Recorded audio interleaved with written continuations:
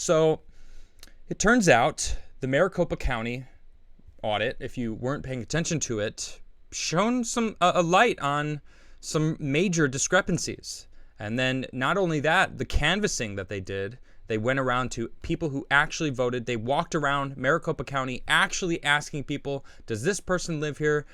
Does this person live here? Is this person registered here? This vote came from this address. And turns out there was over 300,000 missing votes or ghost votes, all these, and that was separate from the audit actually. So there's two different things that I'm talking about here. Major discrepancies in Maricopa County. And then I saw this. I'm grateful for this. State lawmakers call for nationwide review of the 2020 ballots. Just shy of 100 state lawmakers across the country are calling for a forensic review of the 2020 presidential election results in all 50 states. The letter from state legislators to the American people was released on Monday and was signed by 92 lawmakers. Here it is. We are vested with the plenary power of the U.S. Constitution to oversee the election of the President of the United States, they explain. It has come to our attention from an audit of 2.1 billion ballots in Arizona, complemented by an in-depth canvass of votes in Arizona, as well as through multiple different data reviews of voting by independent experts, that our representative republic suffered a corrupted 2020 election. All right, I'm just going to pause right there. Oh, man. I mean, it's not like an I told you so moment. What is this moment? What am I feeling right now? Vindication a little bit? No. Yeah, maybe. Maybe that's what it is. You know, it's like, thank you. Thank you. So many people knew this from the get-go. We saw it. We saw it happening up before the election. They were making this happen. They even came out and said it was fortified. That New York Times article talking about how the cabal had to get Trump out, so they fortified the election using every different facet that they can. Also known as widespread fortification. And what is fortification really? I mean, it's akin to fraud. And they're coming out and saying it. They want a state or a nationwide audit. 50 states. Thank you. Yes. Thank you. Thank you. That's what we need. That's what we want. Everyone should want this. Every single person should want this. But you got to remember, Joe Biden came out and said an audit is racist.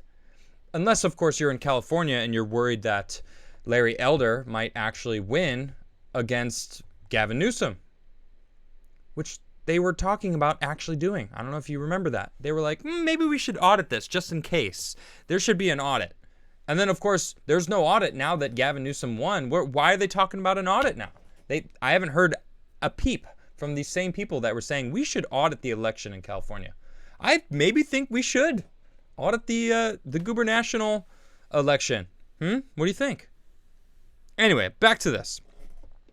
They point to Maricopa County, Arizona's audit in their argument for multiple audits and canvasses in multiple states. We have come to the conclusion that all 50 states need to be forensically audited. Voter rolls should be scrubbed with a canvass of voters to ensure the future integrity of our elections. Yes, that's what I'm talking about. They wrote, if results from these measures prove an inaccurate election was held, as has been shown in Arizona and is being shown in many other states, then it is clear that certification of many electors was improperly rendered in January of 2021 of the November 2020 United States presidential election. If it is shown that either Joe Biden would receive fewer than the 270 tallied electoral votes or Donald Trump would receive more than the 270 electoral votes, then we call for the U.S. House of Representatives to convene and vote per the U.S. Constitution by means of one vote per state to decide the rightful winner of the election in accordance with the constitutional process of choosing electors. This is what the people wanted on January 6th. That's what I wanted. That's why I went there that day, because I wanted to peacefully and same with everyone else around me, peacefully protest against them counting the false electors. We wanted the evidence to be seen. In fact, the people going inside that building ruined the chances for the actual evidence that the Republicans were going to show in the Senate that day. They didn't even show the evidence. They said, well, because of this violence now, because of this controversy of what this insurrection that just happened, we're not even going to look at the evidence. We're just going to vote as the electors as they are. That pissed me off. I wanted them to look at all the evidence. I wanted the nation to see it. Oh, now here we are. What is it? 6-7 months later? 8-9 months? Almost a year later. Well, since January, obviously, but, since November. I mean, we're almost there again. Yeah, so this is what we wanted, because this is what they were saying, like, well, if we can't tell, then we're going to just make it, as they said, the constitutional means of one vote per state. That's what would have happened if they found that there was something up with the electoral votes. They would have been like, all right, well, we're just going to go one vote per state, winner take all. And Trump, of course, would have won. There's more red states than blue states. It's a simple majority. He would have won. And he would win this. I'm sure people are missing Trump right now. I certainly am. Let's go, Brandon. Anyway, Wendy Rogers originally posted this. 92 legislators, and here they are. Let's go over there and just take a little look-see, shall we? Here's the original letter, the memorandum for record. Of course, sitting right on top is Wendy Rogers. She absolutely loves America. And look at this list. Thank you all for putting this out there. This is a long list. 92. I salute each and every single one of those guys. Thank you. The report said this comes after the forensic audit of Arizona's Maricopa County revealed thousands of discrepancies and issues with EV32 and EV33 ballot forms, along with a number of other serious election integrity problems. It noted the numbers of voters in the 2020 presidential election in Maricopa County, Arizona, with no record of their existence far outnumbers the margin of victory that Joe Biden supposedly achieved last year, thus putting immense pressure on the Arizona Senate President Karen Fann to take action and move to decertify the results of the 2020 election, as the true results of the 2020 political contest appear to be unknown. The lawmakers round out their letter by claiming that in 1960, Hawaii decertified, then adopted a second set of electorals after errors in the initial action. An analyst also said, we can point to Section 2 of Title 3 of the United States Code that says, when a state has had an election and has failed to make a choice by the day prescribed by law, which is, the choice that was made, the assumption was that it was fraudulently given because of the illegal votes. The electors must be appointed on a subsequent day in such a manner of the legislator of such state may direct, so that recognizes the authority of the legislator to fix the problem. And it seems like that's what they're doing. They're trying to fix this issue, this problem, because this is a problem. I mean, I talked about this multiple times over the past year. Well, basically since Biden took office. What were to happen, hypothetically, if we found out Trump was the rightful winner, which many, many Americans believe. I happen to believe it as well. I've seen enough of this BS discrepancies, there's not enough evidence for widespread voter fraud. Sure, there's voter fraud. It exists, but widespread? Well, now they've changed it to not enough widespread to change the election. Well, where are they going to move the goalpost next? When we find out that Trump actually did win, what do we do then? Well, it seems that they can actually decertify their votes still and bring it to the House of Representatives to have another vote for who the legitimate president is. Well, they can't have that happen, though. Georgia's already doing this. Check this out. Georgia Secretary of State opens investigation into Dropbox chain of custody. The investigation was started last week after a report of the Georgia Star News claimed that there was an issue with 43,000 ballots missing chain of custody documentation. This does not mean that any of the ballots were not legal and valid, simply that they were missing the chain of custody documentation, which is important to verify that the ballots were legally cast. Okay, so if they're missing that, okay, I want you to know, if you aren't aware, any ballot, paperwork, anything that has to do with a federal election has to be held for at least 2 years.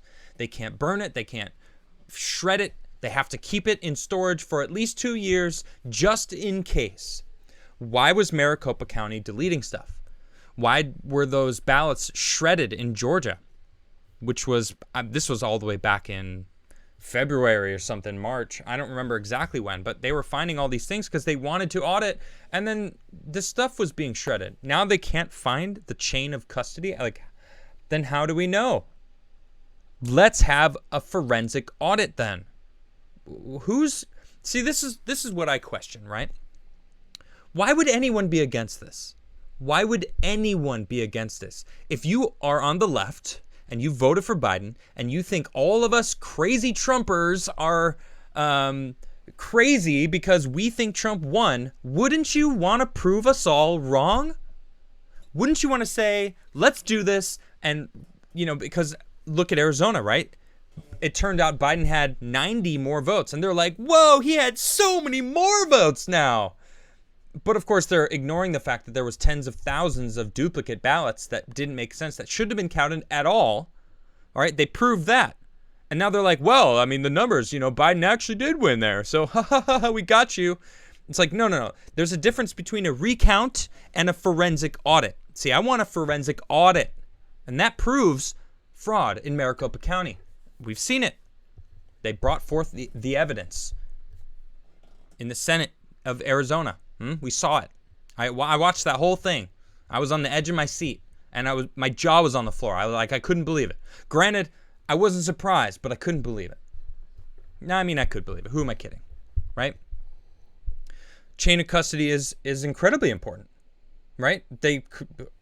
Anyone could have gotten a hold of them and done something to those.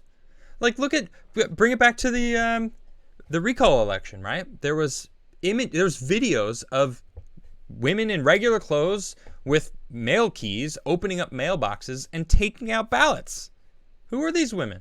It's not a male outfit. It's not a mailman, male person, PC police, whatever. I don't know. But I'll tell you what, I am going to be paying very close attention to what happens with all of this, because we deserve transparency in our elections. And they said it earlier in this. I just want to go back and read it again, because it was great. And this is one of the biggest parts about what they said that I really liked. The future. Here it is. To ensure the future integrity of our elections. That's what I want. Everyone's saying, how can we move forward? How can we look at 2022? How can we look at 2024 when we don't even trust the 2020 elections? What's going to change? We're going to get there and not even believe it. And 2024 is going to come along, and they're going to keep saying, well, you just lost fair and square. Haha, you suck. And we're going to be like, you cheated. It's all fraud anyway. And we're going to get disheartened, and people are going to stop voting. And then they're going to just start sweeping up. We need to lock it down. And that's what these people are wanting to do. And that's what I want to do. Look at Florida. I mean, Florida messed up royally in 2000. And I was talking to my cousin who's from Florida, and they fixed it. Florida had no issues. You hear anything about Florida? I mean, that's the one state that I'm like, we probably don't need to forensically audit Florida. Everywhere else, we definitely do. But Florida, I mean, they kind of learned their lesson, and we could probably learn a lot from Florida.